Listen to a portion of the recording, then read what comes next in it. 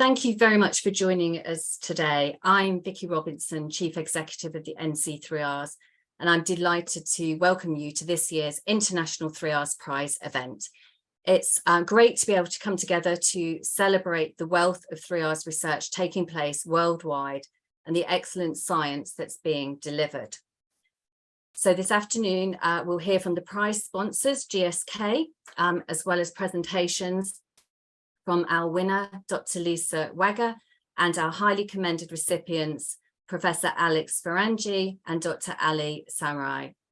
There will be time after each presentation to ask questions, so please feel free to use the Q&A function at the bottom of the screen.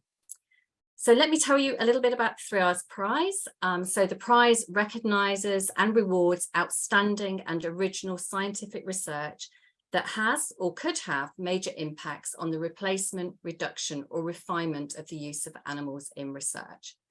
The prize is for a piece of primary research published in the peer-reviewed journals in the last 3 years and is open to any researcher worldwide in academia or industry. The prize winner receives a grant of £28,000 and a personal award of £2,000. Applications are judged by a panel taking into account 4 main criteria. So firstly, the actual or potential 3Rs impact of the research reported. Secondly, the quality of the published research, including the importance of the research question and the transparency and robustness of the study design. There's also how well the 3Rs implications have been disseminated to date and the quality of the plans for the use of the prize grant. So I want to take this opportunity to say a number of thank yous. A big thank you to those who submitted applications. This year we had 27 applications from 13 countries. I also want to thank our wonderful prize panel that has the difficult task of assessing the applications. We are fortunate to have a very diligent panel made up of members from the UK, mainland Europe and North America. And I'm very grateful for all of the work that they put in. I also want to thank, of course, the brilliant NC3Rs team, and in particular, our programme manager, Natalie Duggett, who's responsible for running the competition. Natalie's going to be managing the Q&A sessions, so you'll hear from her later. So we've been awarding an annual prize since 2005 with the generous sponsorship of GSK from the beginning. And I want to extend my gratitude to my colleagues at GSK for the continued support and enthusiasm for the prize, which is very much appreciated. So I'm very pleased to now hand over to Dr. Joanne Story, Executive Director of Animal Research and Global 3R Strategy at GSK. Thank you for the kind introduction.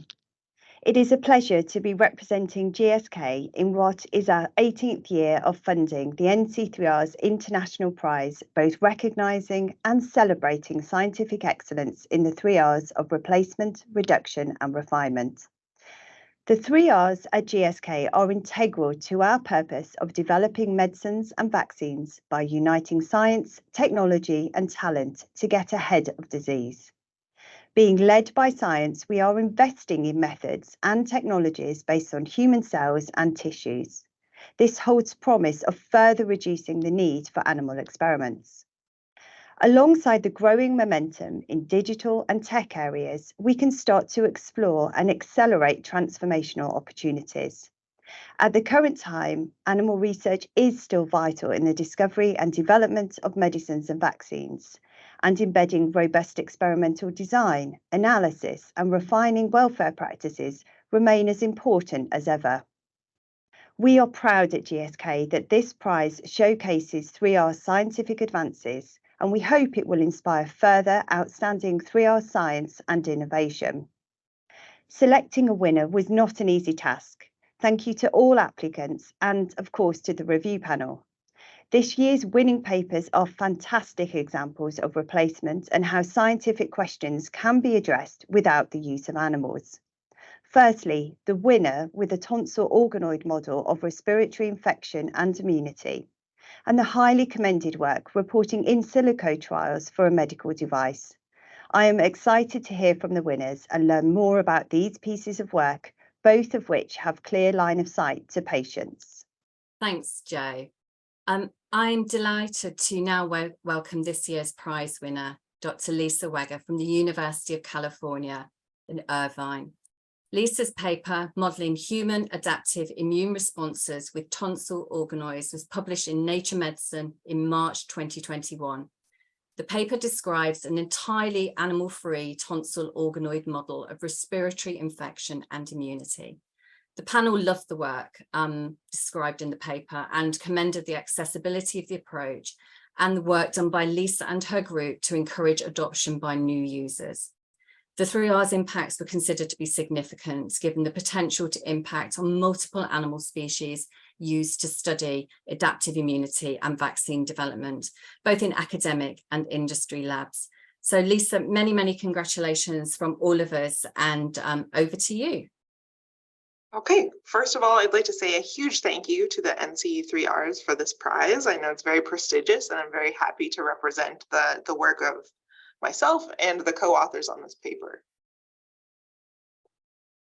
Just a quick disclosure before I get started on the actual information.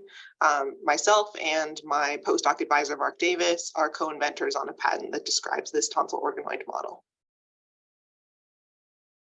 So my research interests lie in understanding the human adaptive immune response to infectious diseases and vaccines. And our ultimate goal is really to be able to identify and predict who's going to make a robust and productive adaptive immune response and ultimately contribute to vaccine and adjuvant design that will promote a protective immune response in as many people as possible. And so one of the major barriers to actually improving our ability to design new vaccines and immune therapeutics has been a relatively limited set of tools available to us to investigate the human adaptive immune response at the site where they are actually formed, which is in human lymphoid tissues, things like spleen, lymph nodes, and tonsils.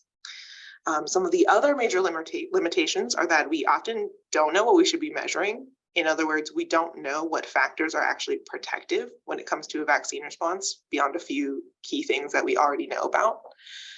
There's a lot of poor predictive preclinical value, meaning that these very expensive and laborious clinical trials that are based on preclinical animal models don't necessarily lead to a successful drug in the end. And so beyond the obvious ethical concerns of using animals, these animal models are also limited in their ability to actually recapitulate the constellation of factors that contribute to normal human adaptive immune variation. And this includes things like age-related differences, sex differences, immune history, genetics, environment, and many other factors as well. And a feature that my lab in particular is very excited about is that people's immune systems are incredibly variable, much more so than most animal models can capture. And so this is a feature of immunity that we really can't ignore forever. And so rather than try to eliminate these factors, my group is trying to embrace this chaos of human diversity and actually study these differences to better understand how host factors account for immune variation. So therefore, we sought to bridge this gap between preclinical research and human clinical trials with an in vitro model that would be able to recapitulate, without the use of animals, the various aspects of human adaptive immune responses from primary human tissues. And so ultimately what we landed on is a human immune organoid model that's derived primarily from tonsil tissues, but is also usable with human lymph nodes and spleens. We focus mostly on tonsils because they're much more accessible as a lymphoid tissue model than many other lymphoid tissues from humans. And so in collaboration with our clinical collaborators, we recover tonsil tissues as discarded material from tonsillectomy surgeries. We can actually mechanically dissociate that tissue just down to single cells. And because this is 99% lymphocytes, these cells actually cryopreserve quite well, and we get a very large yield of cells, often in the billions. So then when we're ready to actually explore the adaptive immune response from these tissues, we can thaw the cells and culture them in a low attachment surface. So this can be a Teflon transwell, as described in the Nature Medicine paper. And since then, we've made advancements such as using low attachment plates for throughput. what we find is that over the course of 2 to 3 days after stimulation with vaccines or viruses or other immune therapeutics, is that the cells reaggregate on their own relatively independently. And then because of the way we make these organoids, we can use a multitude of different traditional immunology readouts, things like ELISAs to detect specific antibodies, using flow cytometry to look at cell phenotypes, and also some more novel and new technologies like single-cell RNA-seq and potentially in the future spatial analysis. And so when we talk about making immune organoids, what's actually important when it comes to producing an organoid overall? Well, organoids need to recapitulate the structure to at least some degree and the function of the original organ or tissue. So we did a lot of experiments to explore that. Something I'm excited about is that this model opens the way for us to be able to actually do mechanistic experiments from primary human samples, which is usually very challenging. And also because of recent advancements, we've really been able to scale to be able to do appropriate throughput for looking at things like vaccine and adjuvant combinations or immunotherapy candidate screening as well. And so what do these organoids actually look like? Here are some stereoscope images from day 5 after stimulation with either nothing in the top here, or with live attenuated flu vaccine. This is also commonly known as flu mist, is the commercial name for this vaccine. And what we can see is these speckles of white dots all over these different organoid cultures. And those actually represent areas where the cells have reaggregated in vitro. So it kind of starts out as a lawn of cells, and then they build structure over time. And what I hope you can see here is that the presence of the live attenuated flu vaccine seems to improve this reaggregation event. It's actually quite obvious which cultures have been vaccinated based on the structural organization of the cells. And so to actually validate whether this model is effectively capturing what we expect an adaptive immune response to look like from humans, we performed a series of different tests. And here I'm showing you just a small bit of the data from the paper, where we assessed the differentiation of B cells into antibody-secreting plasmablast phenotype. And what you can see is that in the presence of live attenuated flu vaccine, this is on day 7, we see a significant increase in plasmablasts compared to unstimulated controls across most of these donors here. We see a corresponding increase in flu-specific antibody production as measured by ELISA. As you can see here, there's also a couple of exceptions. So we're actually able to capture the heterogeneity of the individual responses between different people. And something that's very exciting for us is that we can actually do longitudinal analyses and not just count on a final output. So we can actually understand more about the kinetics of these responses and how they develop over time. So ultimately, what's our goal when we are making these immune organoids? My long-term vision for my lab is that we want to understand the relative importance of both host factors and of antigen factors in the developing vaccine response, and to be able to do this in an animal-free platform. So fortuitously, the first paper from my lab is actually released in Immunity today, so you can go check that out online. But we looked there at antigen factors that affect the vaccine response. And so how do we foresee this working in the future? Well, we will be able to look at factors directly ex vivo from the host, things like blood factors, so plasma antibodies or cell phenotypes. We can characterize those using a variety of different tools. And then complementary, we can also generate organoids from these same donors and look at a variety of different stimulation conditions. And that will tell us something about the quality of the adaptive immune response they make to different types of vaccines. And ultimately, we hope to combine all this information together into generating a predictive vaccine signature. So I'm, again, very grateful for receiving this prize. We have some exciting plans for this prize money. One component is that we'd love to do more spatial analyses of these organoids. As I showed you, the structure is very interesting and complex, and we were only able to explore a little bit of that in the original Nature Medicine paper. We think that there's a lot that we can gain by understanding the structural components of these different organoid cultures. And so we're hoping to use some of the funds to contribute towards the purchase of a microscope to do that. And then also, I now have my own lab here at UC Irvine. This work the nature medicine work was done in during my postdoc in Dr. Mark Davis's lab at Stanford. But now it's my turn to be able to support my trainees and send them around to different conferences and meetings to be able to discuss our work. So I'm very much looking forward to supporting them. And as a final thank you, I'd like to again mention that this work was done with a multitude of collaborators, including my postdoc mentor, Mark Davis, as well as our clinical collaborators, and many people in his lab as well. I'd like to also thank all of the members of my current lab, these very brave people who joined a brand new lab and are absolutely thriving and doing wonderful work. And of course, our funding agencies, as well as the patients and their families who graciously have volunteered to participate in our studies and provide their clinical materials to us. So I'd please encourage you that if you have any questions to contact me, or if you're an excited trainee and are interested in this area, please feel free to reach out. We're always looking for grad students and postdocs to contribute to our work. And if you'd like to learn more, you can take a look at our lab website as well. Thank you very much. I am delighted to welcome our highly commended winners. That's Dr. Alex Frangi and Dr. Ali Sarrami-Foroushani, who've recently moved from the University of Leeds to the University of Manchester.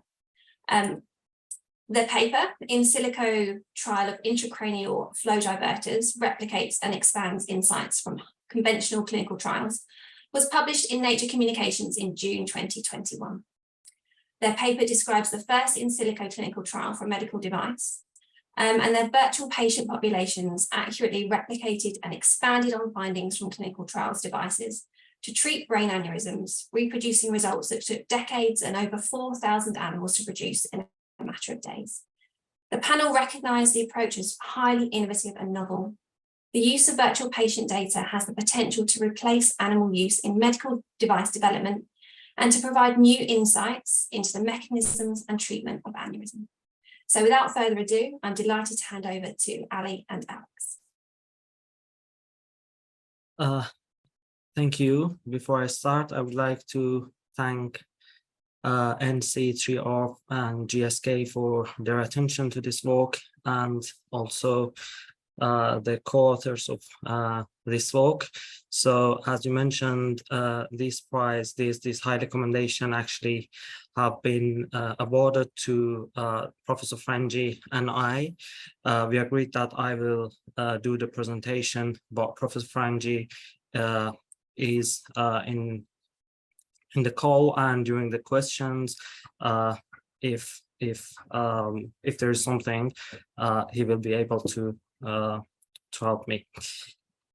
All right, so three sources traditionally were used in order to evaluate medical devices: in vivo animal experimentations, ex vivo bench tests, and in vivo clinical trials.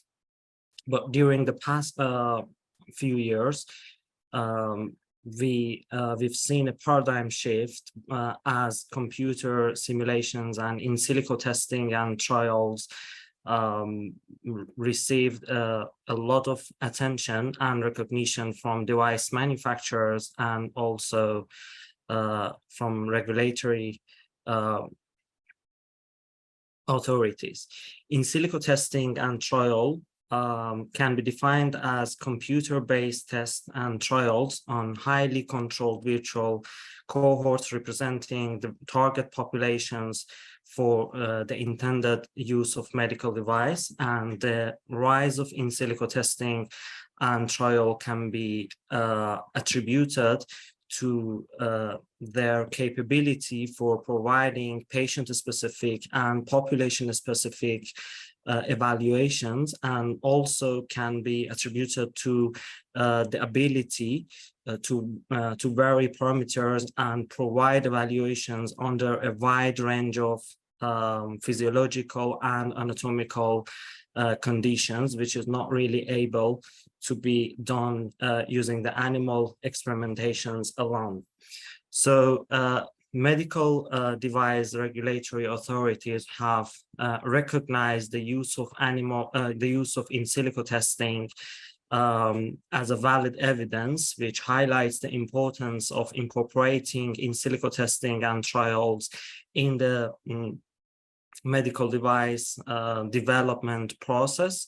And by incorporating in silico testing and trials in the medical device development process, we anticipate not only replacing animal testing, but the opportunity for earlier testing devices in realistic human environment, which can lead to safer and more effective medical devices by identifying the shortcomings earlier in the development process. So in this part of the talk, I would like to present the results of FD-PASS, Flow Diversion Performance Assessment in Silico trial, which is the first in Silico trial on endovascular medical devices and is focused on flow diversion devices for treatment of intracranial aneurysms. Intracranial aneurysms or brain aneurysms are actually pathological balloonings of the brain vessels that may rupture and result in severe complications for the patient. And one way to treat them is by putting flow diverting stent at the neck of the aneurysm in the parent artery to block blood flow from entering the aneurysm sac, promoting blood flow stasis, which then results in formation of a stable clot in the aneurysm, isolating the aneurysm from the circulation. And a successful flow diversion should reduce the blood flow inside the aneurysm just enough for formation of a stable clot. In FD-PASS in silico trial, we try to replicate the PUFS clinical trial, which was the pivotal clinical trial for pipeline embolization devices, PED devices, that was used in order to, as a process of seeking FDA approval of these devices. So this clinical trial took like 6 years for recruiting 108 patients, and the trial cost was something between 20 and 40 million pounds. In FD-PASS clinical in silico trial, we generated a virtual population of aneurysm anatomies by reconstructing surface model from 3D rotational angiography images. We also created a virtual population of physiology for patients with normal blood pressure and patients with high blood pressure or hypertension. Then we combine these two virtual populations to populate in a space of in silico trial, and we used our validated models of stent deployment to virtually treat each of the virtual patients, and then we simulated blood flow and also thrombosis inside the aneurysm sac before and after putting the stent, and we evaluated the performance of the device based on hemodynamic measures and also based on the composition of the clot that was formed in the aneurysm sac.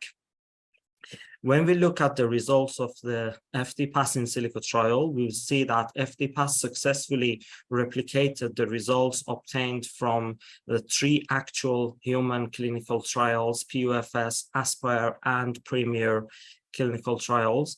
But we were also able to do some subgroup analysis, which showed that aneurysms with branch artery originating from the aneurysm sac, and also the large aneurysms and aneurysms in patients with hypertension have a higher risk of failure after the treatment. The advanced modeling and simulation, the thrombosis modeling and simulation we had in FD-PASS allowed us actually to look into risk of ischemic and hemorrhagic events after flow diversion placement, which is an important complication in patients who receive flow diversion treatment. So in terms of the 3R impacts of the work, according to a systematic review of animal studies that focused on flow diversion treatment of brain aneurysms, more than 600 animals, like 400 rabbits and 200 dogs, were involved in these studies between 2000 and 2060. And what we learned from these studies indicate suboptimal performance of flow diversion in larger aneurysms, and also a higher risk of failure in aneurysms with a branch artery originating from the aneurysm sac. In FTPass, we were not only able to replicate the success rate from human clinical trials, but our subgroup analysis showed similar trends. So failure of higher risk of failure of flow diversion in large aneurysms and in aneurysms with a branch artery, and also in patients with hypertension. We've seen them as well. And moreover, the reliability of translation of predictions from animal studies to human have been questions. Inadequate reporting in animal studies, and also differences between anatomy and physiology of animals and human resulted in some very important questions about applicability of predictions from animal studies in human, which means that actually although we acknowledge the complexity of biological systems and also the limitations tied to in silico testing, we can argue that by incorporation of in silico testing in earlier stages of device development, we can replace at least partially the animal study, the animal testing. And regarding the plans we have for future, the FDA Medical Device Development Tools, MDDT program, offers a pathway for qualifying the tools that are used to evaluate medical devices. And we would like to actually obtain a qualification, MDDT qualification, for the platform we developed for evaluation of endovascular devices. And also we are going to focus on writing a white paper detailing the benefits of in silico testing and trials to replace animal experimentation. And in the end, I would like to thank my colleagues, my co-authors, and also the support we received from Royal Academy of Engineering. And we recently moved to the University of Manchester, but I would like to acknowledge that most of this work has been done in the University of Leeds, University of Sheffield, and University of Pompeu Fabra in Spain. And I would like to acknowledge the support and attention from NC3Rs and GSK. And obviously, I would like to thank my wife for her support and encouragement in all my endeavors. Thank you. And that brings this year's presentations to a close.